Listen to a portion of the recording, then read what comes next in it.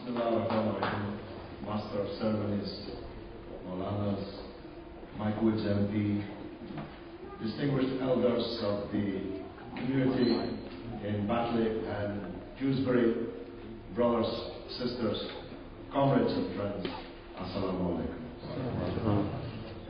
I am deeply touched by the warmth of your welcome. It was a very long drive and a long drive back, but I already feel that the journey has been worthwhile.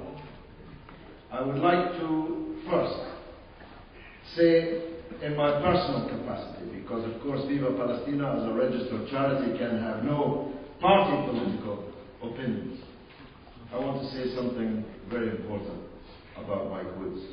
He didn't know that I was going to say this, indeed I didn't know that he was going to be here. I have no reason to love New Labour. And I really, really don't. But Mike Woods is one of the few real Labour MPs in this country who stands up for people.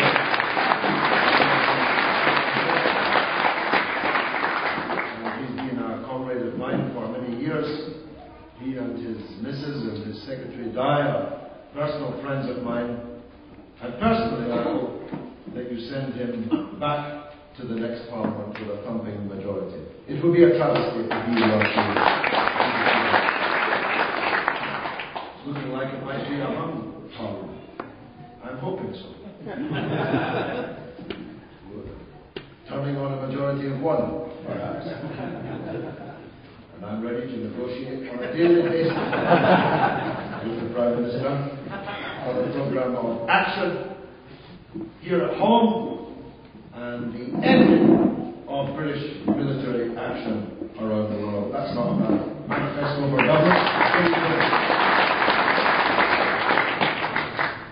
The second thing I want to do is to pay tribute to the whole community here for the tremendous contribution which they made, not just to the last convoy, which has just been adduced, but the contribution to the very first convoy, and I'm going to talk in the round about all three of those convoys. One of our close friends, Zahar Barawi, used to work this beat for Interpol.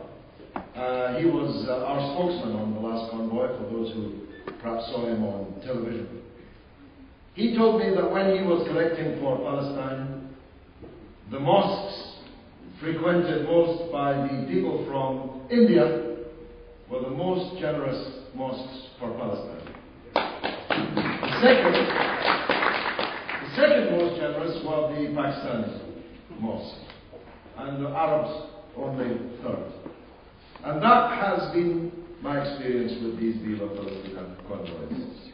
I asked rich Arabs in London with gold and jewellery dripping from them to support these hungry people in Gaza, and they never give a fraction of what poor Muslims in places like Batley and Dewsbury and Bradford and Bolton and Preston and Birmingham and the other main centre of the Muslim population in Britain. So I'm very grateful to you for the support that you gave us, and I can assure you that one of the most frequently asked questions by Palestinians in Gaza is how come these people from parts of the world where there are many problems themselves and who come from parts of England where unemployment and poverty often march, care so much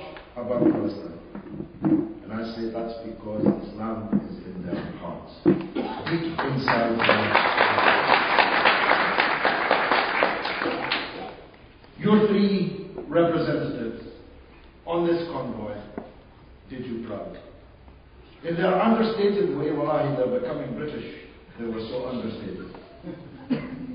In their understated way, they quietly explained the impact and the importance of the mission that they were on.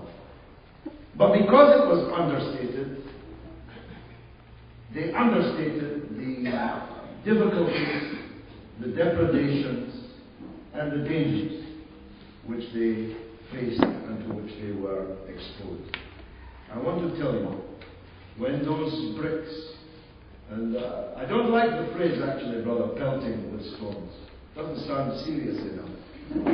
We were under a hail of hundreds of bricks thrown by policemen. Can you believe it?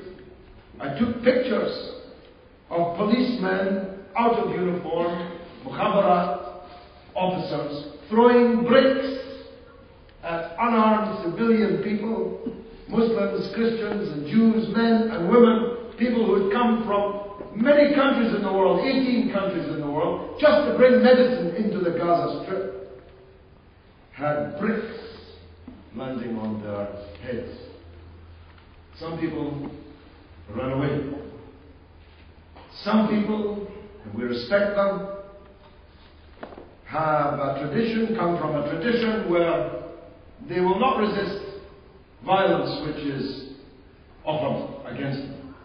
And I respect them. My tradition is that if somebody is violent to me, I'm violent back. And I can assure you, without putting them in any difficulty, that your three representatives stood firm and tall and proud, and you should be proud.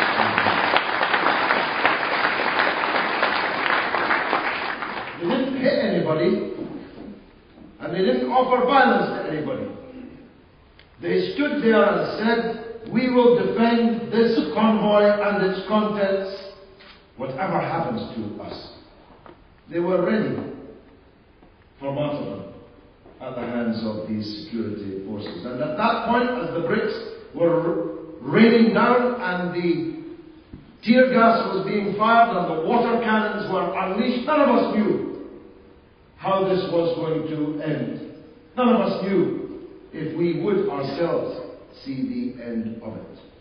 But they said, we came here for Palestine and for the people under siege, and we will not retreat, and we will go only forward, or we will lie here on the ground. And I was very proud of them.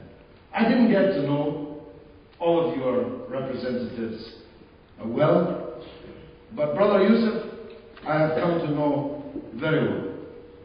The first time I was conscious of him, because being in the leading position and having hundreds of people, it's not possible to get to know everybody on a personal basis.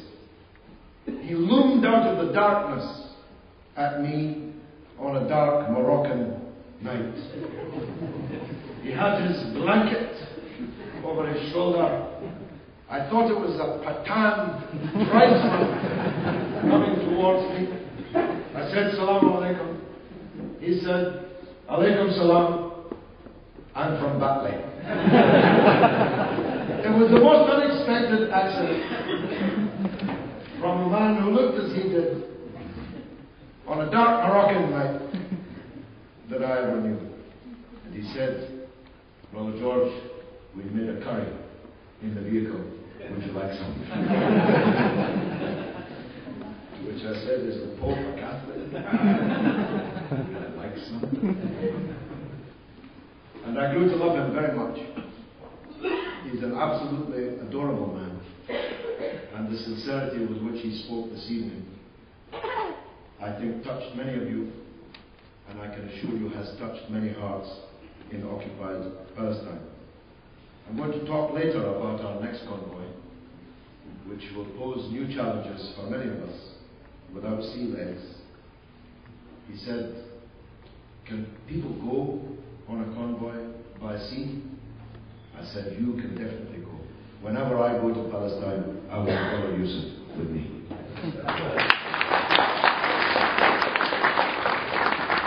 Now this Palestine story is an old story.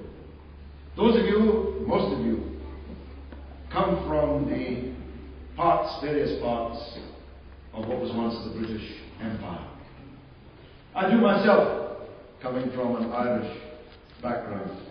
I remember I once came home and told my Irish grandfather that the teacher had said Britain had an empire so huge, so vast, that upon it the sun never set. And my grandfather answered, that's because God would never trust the British in the dark.